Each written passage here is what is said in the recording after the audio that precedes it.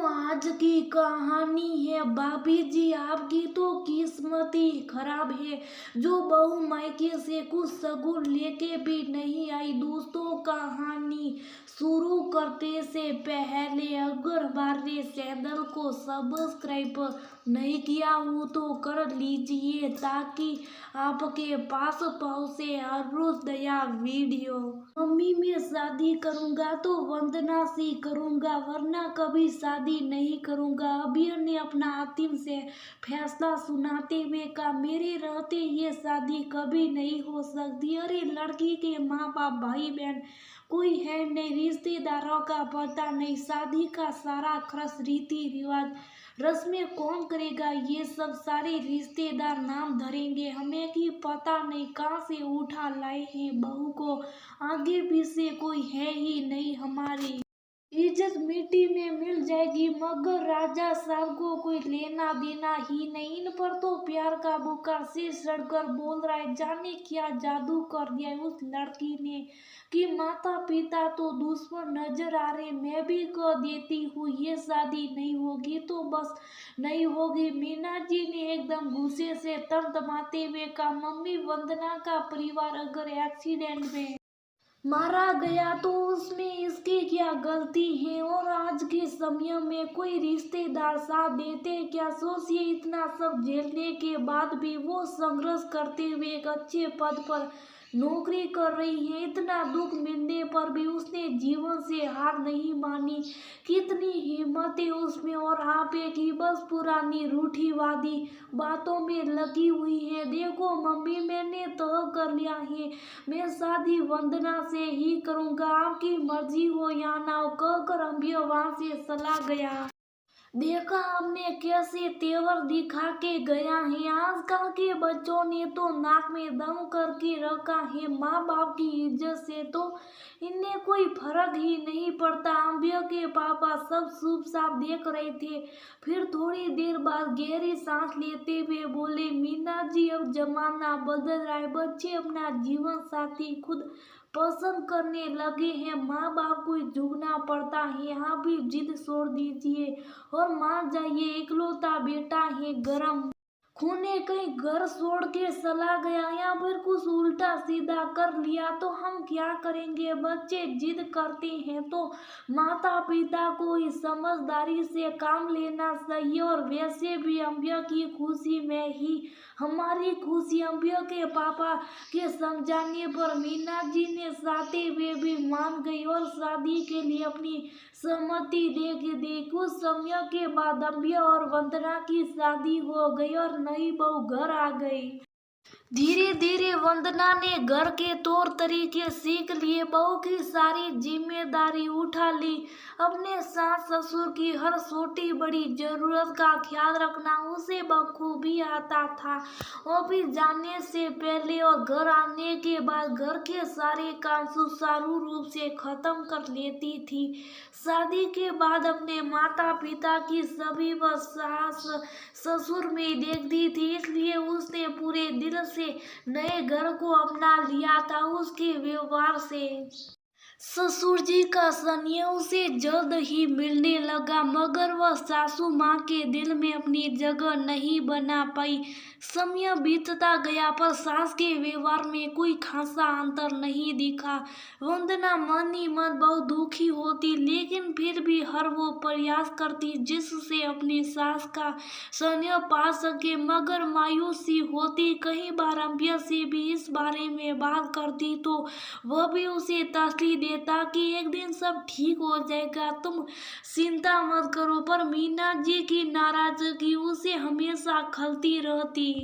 शादी के 2 साल बाद वो घड़ी भी आ गई जिसका हर किसी को इंतजार रहता है। वंदना के माँ बनने की खबर ने पूरे घर में खुशी की लहर सो दौड़ा दी। अम्बिया वंदना ससुर जी सभी उत्साहित थे। मीना जी के चेहरे पर भी खुशी थी, पर उनके प्यार भरे हाथ को वंदना आज भी तरस रही थी। एक दिन मीना जी अपने पति से बोली सुनिए जी, अम्बिया की शादी में हमने करीबी लोगों को ही बुलाया था, इस डर के से कि ज्यादा लोग आएंगे तो ज़्यादा सवाल उठेंगे, लेकिन अब मैं सोच रही हूँ कि हमारे गांव के सभी रिश्तेदारों और परिवार के बाकी लोगों को भी बुला लेती हूँ। बहू की गोद भराई के कार्यक्रम में नहीं तो जीवन भर ताने मिलेंगे कि इकलौता लड़का था, फिर भी मुंह सुबह लिया खिलाने में। अच्छा ठीक है, खुशी का माहौल है, बुला लो सभी को, इसी बहाने सबसे मिलना हो जाएगा, अम्बिया के पापा ने कहा। कुछ दिन बाद वंदना की गोद भराई की रस्म में सारे रिश्तेदार इकट्ठा हुए। घर को खूब सजाया गया, रस्में शुरू हो गई। धीरे धीरे रिश्तेदारों में कानाफूसी भी चालू हो गई।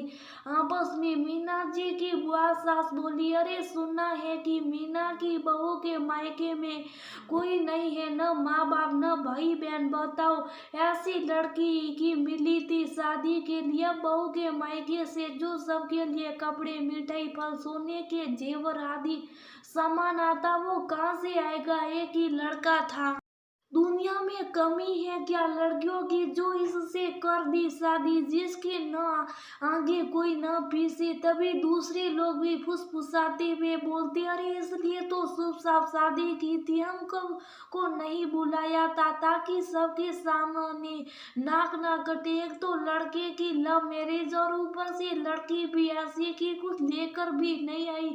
मीना की तो किस्मत ही फूट गई और सब ठाके लगाकर हंसने लगे। तभी थोड़ी दूर पर बैठी मीना जी जो सारी बातें सुन रही थी, बुआ जी और उनके पास बैठी औरतों से बोली, क्या हुआ, क्या कर रहे थे आप लोग हमारे बारे में? हम तो यही कर रहे थे कि तुम्हारी तो किस्मत ही फूट गई, न दान दे मिला न ही लड़के के ससुराल में कोई पूछ।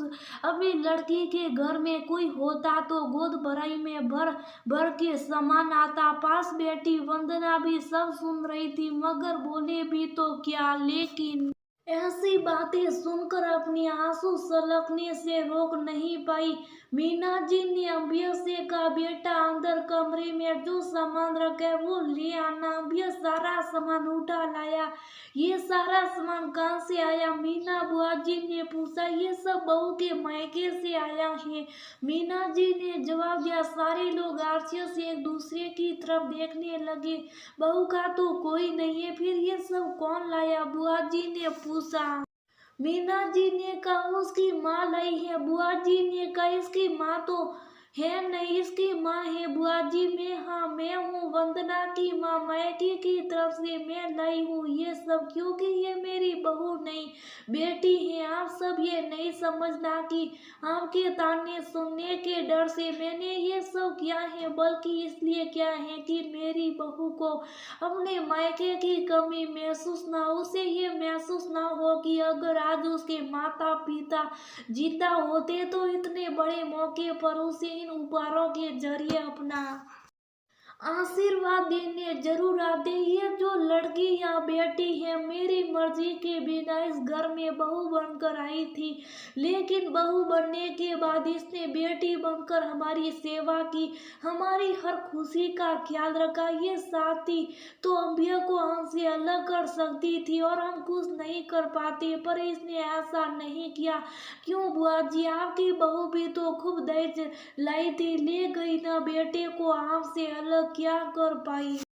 आप कुछ समय पहले मेरी सोच भी आप लोगों जैसी ही छोटी थी, पर इसने अपनी अच्छाइयों से मेरी हर छोटी सोच को गलत ठहरा दिया। अभी आप सब हाँ ही बोल रहे थे ना कि मेरी किस्मत फूट गई। नहीं, मुझे तो किस्मत से ऐसी बहू मिली है जो इतने समय से मेरी बेरुखी, मेरी नाराजगी सब शुभ साफ सह रही थी, पर फिर भी मेरी सही से लेकर दवाइयों तक हर चीज का ध्यान रखती थी। वो हमसे इतना प्यार करती है कि हमें खुशी देने के लिए वो अपनी सारी खुशी त्याग देती है।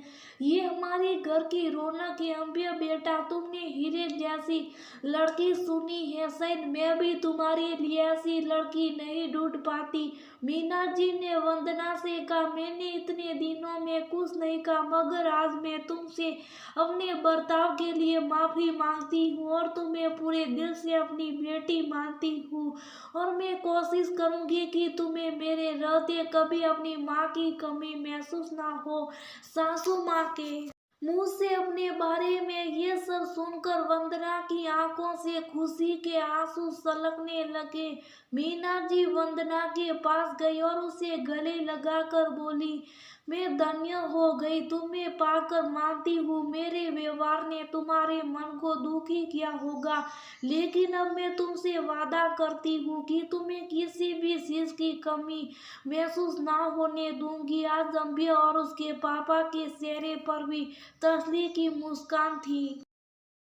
अगर हर सास अपनी बहू की अच्छाई जानकर उसके और उसके मायके के सम्मान पर उठ रही उंगलियों का मुंह तोड़ जवाब दे तो बहू के मायके और ससुराल के बीच चली आ रही रूढ़िवादी सोच को बदल सकती है। हमने अक्सर ही देखा है कि ससुराल के लोग उनके रिश्तेदार बहू के परिवार के लोगों द्वारा किए गए हर काम में कमियां ही ढूंढते हैं। शायद इसलिए एक लड़की के मायके और ससुराल में आजीवन किसी न किसी बात को लेकर अनबन बनी रहती हैं। ससुराल वाले ये क्यों भूल जाते हैं कि कल उनकी बेटी भी बहू बनेगी और उन्हें भी अपमान सहन करना पड़ सकता है। इसलिए अपनी पुरानी सोच बदलते हुए एक बहू और उसके परिवार को पूरे दिल से अपनाना चाहिए, तभी दिलों में प्यार और रिश्ते मजबूत